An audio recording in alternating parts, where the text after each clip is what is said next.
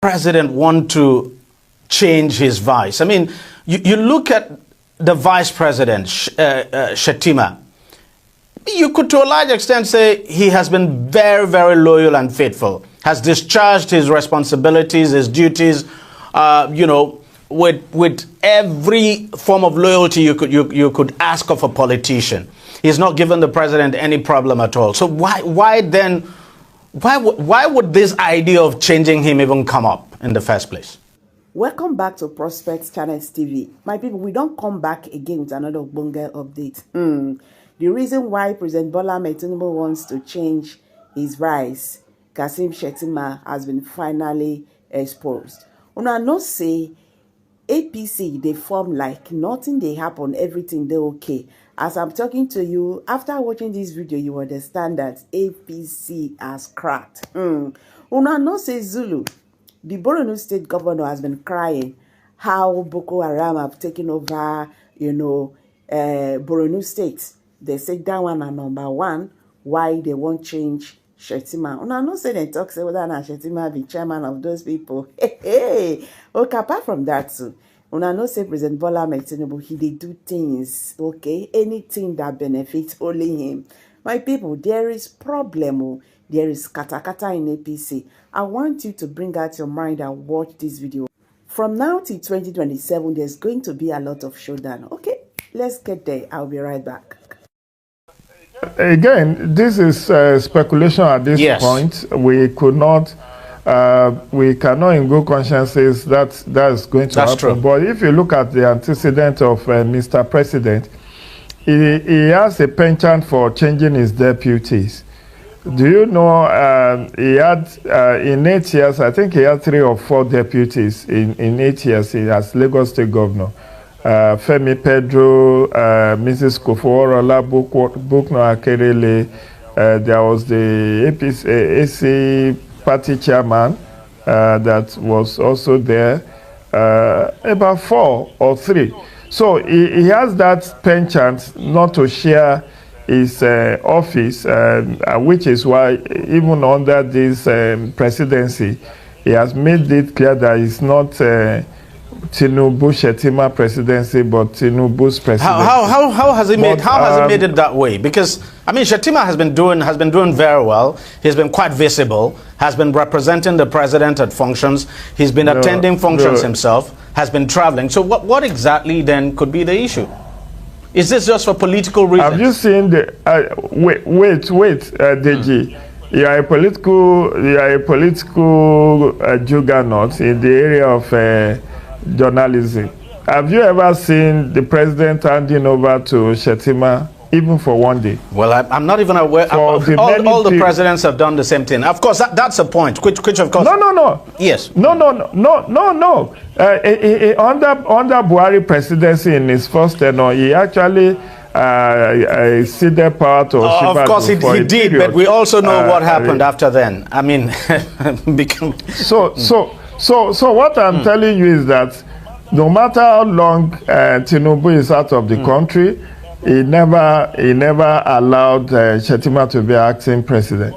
But let's leave the issue of loyalty. It's not so much at this point. This is a midterm period. We do not know what will happen in the next 2 years. But I think people have also pointed to the kind of what Professor Zulu, Babagana Zulu has done with the lambasting of Nigerian military over the handling of Boko Haram, the rebanding of Boko Haram, that he didn't actually. You think when Zulum, I noticed Zulum do that as well, and you think Zulum was just like acting the vice president's script? Because at some point too, I was surprised at Zulum's position, given that, look, his political godfather is the vice president of the country, and so you would expect that he ought to be circumspect in some of the things he comes out to say. Exactly. What people thought was that he has access to the president. And what he could have done is to seek audience with the president, to have a tete-a-tete with him, and not to openly embarrass the Nigerian military, to the point that there was even an exchange, very hot exchange between Zulum and the Minister of Information and National Orientation. And then, there is also the issue about where the vote is for 2027. My brother, Dr. Amisu Abdurrahman, mentioned the issue of exchanging exchanging Shettima for Ganduje. It's, with 110 political associations seeking registration, and with the gathering of the northern leaders against Tinubu presidency, the fact that the CPC bloc in APC has expressed dissatisfaction with what they have been able to get out of Bola Tinubu's presidency, the fact that the Muslim ticket doesn't seem to have given the North so much largesse that they expected, the president have to weigh his options. While Bonu is a given for him, he will win. But don't forget that in the Northeast, APC only had 3 states out of 6. Bauchi, Taraba, and Adamawa are under PDP. And the president has not been able to woo successfully any of these 3 governors in the Northeast to join APC. But he has been able to get governors in the South, and what the president may be looking at right now is a counter move to a possible registration of ADA, where people like Atiku Abubakar, El Rufai, and some northern power brokers seems to have sympathy for. So if he is able to trade off Ganduje for Kwakwanso with the vote of Kano and the vote of Kaduna, and the fact that the Kebbi is already, even the power brokers in Kebbi has joined the APC, the governor, and I foresee a situation where the Zamfara governor may also join the APC. So the president may actually be looking at appeasing the Northwest with a vice presidential slot. It may not necessarily be Kwakwanso, but let me just let's just pause it there. Even though personally, if you ask me, I don't see Ganduje replacing Shettima. I don't even see Ganduje picking up the vice presidential ticket. But no, not Ganduje. I'm talking of Kwakwanso, not Ganduje. Okay. Kwakwanso is the person I'm talking about. I see. But let me come to you, Dr. Hamisu. What's your own take in all of this? I mean, why do you want to fix what is not broken, so to speak? Because the vice president hasn't done badly. Yeah, you see, DG, there is a clear difference between when you are trying to survive and when you playing real politics that has to do with control indices and indicators that this is about political expediency. The outcomes of your permutation. Now, what do I mean by that? Mr. President is thrown against different tides. Part of the tides is thrown against is the fact that they not feel shortchanged. They not felt that the bulk of his presidency and the fight to enthrone his presidency rested on their back, and that at the decisive moment that they needed him most, he betrayed them by giving appointment to those that never worked for his success in the first place. And the alignment is real. People ridicule it. People thought it is not real. I think what the strategists of Mr. President don't want to see is the coming together of the trio, El Rufai, Konkoso, Atiku, and others like them that flouted this issue of coalition building. So the strategy, from what I am familiar with, is to convince Konkoso to come back to APC, so that, in winning of elections in Nigeria, in terms of the states with the largest votes, you talk about Lagos, Kano, Port Harcourt. Now, once these 3 are secured, they have the largest voting population in terms of state-by-state analysis. when you talk about the regions that have the highest voting population, you talk about the Northwest, then Southwest second. Now, when you look at it from that very perspective, I think the Southeast is last on the list, followed by followed by Northeast. Northeast is fifth in terms of voting population. Yeah, that's true. And what the strategies of Mr. President are trying to do is to ensure that Konkoso don't join the coalition, is brought on board, and then for the fact that Konkoso has been minister, he has been governor, so what would you possibly offer him, if not the vice presidential position? If it were to be a normal political situation, your argument, Deji, will hold water, because, as you said, one of the key things that people look out for in politics will be 1, loyalty, 2, capacity to do your job, 3, being able to protect the interest of your principal. In all of these 3 qualities, he possesses it. And I think it is still the same quality that drove Governor Zulum to do what he did, because they will see it as a betrayal. But to Mr. President, is pursuing his political ambition, is pursuing his political interest, and as Machiavelli rightly told us, which is one of the things that we practice and our elites do practice it, the end justify the means. And the West told us that there is no permanent interest, only there is no permanent friends, but what? Permanent interest. So in Nigerian politics, it is mostly about permanent interest, and that is exactly what is playing out. So the interest of Shettima can be jettisoned, it can be sacrificed at the altar of the survival of Mr. President. After all, when a ship is sinking and the only hope is to protect the captain, I think everything should be done to protect the captain. I think that is what Mr. President's strategists are trying to do, irrespective of the consequences that we follow. They are aware that the people of the Northeast will fight back. And one of the things that people don't know in Nigeria is there is always a political rivalry between the Northwest and the Northeast, historically, in terms of politics, issues around religion, issues around culture, and so on and so forth. So it is as it is. The president needed to fight back, and is fighting back, and he feels that he can throw Shettima under the bus. Mr. Ojo, you don't think there might be a backlash? And do you think Shettima too, we're out of time, but I want you to just speak on this for just some few seconds.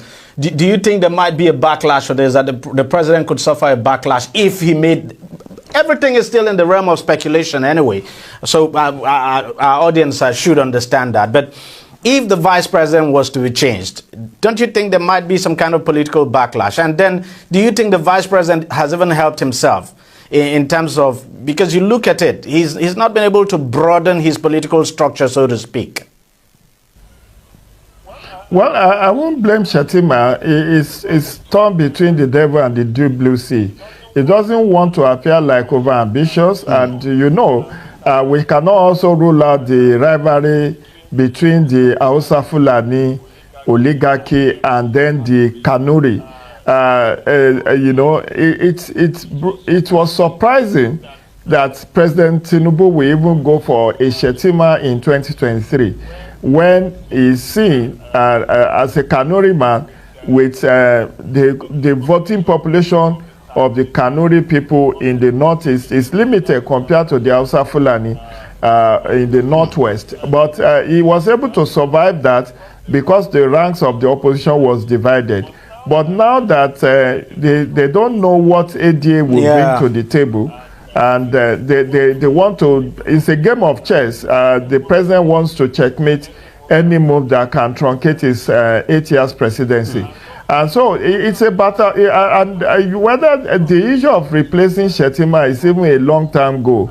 I think in the interim, the president wants to appear like, leading the anti-corruption move.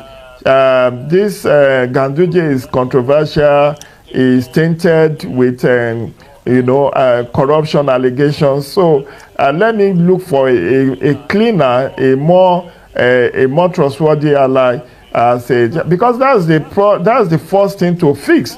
First, fix the national leadership of APC. He has done it twice. Oshiomhole was thrown under the bus. He brought in Adamu Abdullahi. Adamu Abdullahi was thrown under the bus after helping the APC to victory in 2023. And now Ganduje has been thrown under the bus. That's also the game of politics, anyway, which was played by PDP. So the president first need to get the national chairmanship of APC right. He cannot bring in a Kwankwaso to replace Ganduje, but he needs to look for a acceptable candidate from the north-central Nigeria, where Abdullahi comes from. And because that position has been zoned to the North Central, it has to rightfully go back to them. So in terms of managing that leadership transition, that's the number one headache he has. As to the nomination of Shettima for second tenure, that would be after the president may have secured his own nomination before who becomes the vice president. Most definitely will become an issue. So that is the issue of replacing Shettima will come up in the lead up to 2027 when the nomination that's most definitely, but we know you don't have to wait until that time. Politicians will never wait until that time, and that's why we're seeing but what I'm trying to tell you is that even though there will be several permutations, definitely, and it will also be what is the opposition bringing at them that would determine. Did you hear that some groups are even floating Yakubu Dogara as a possible replacement to Shettima because he is a Christian from Bauchi State and former number 4 citizen, and so his name is also being mentioned. Whether the president will now go for a Muslim Christian ticket in 2027, that'll be number one question. Does he want to retain Muslim tickets in 2027? That would be second question. Does he want to stick with a Kanuri man at the expense of appeasing the northwestern Hausa Fulani oligarchy? That's the number 3 question. So there will be a lot. And then the performance of his administration in 4 years, whether he will be able to deliver. And because a lot of people are already speculating that with this new tax reform bill that is signed yesterday, that might bring a bigger hardship on Nigeria. Anyway, on the tax reform bill, I think it's from my own perspective anyway, I think it's a wonderful bill. As someone who runs a small business, I think it's the kind of tax law that I want to see, especially for small businesses in this country. But that's just by the way. Welcome back. Now, Vice President Kashim Shettima's political future seems to be hanging in the balance, as signs from within the All Progressives Congress APC point to his likely, because we're not absolutely sure, likely exclusion now from the 2027 presidential ticket. There's no question at all that President Bola Tinubu wants a second term. But whether Shettima is going to be on the ballot with him is difficult to tell at the moment. Now, there are ongoing political permutations that could compel President Bola Tinubu to drop him for another running mate. Now, this comes as 4 northern governors, 2 each from the northeast and northwest, and 2 principal officers in the 10th National Assembly are reportedly eyeing the VP seat.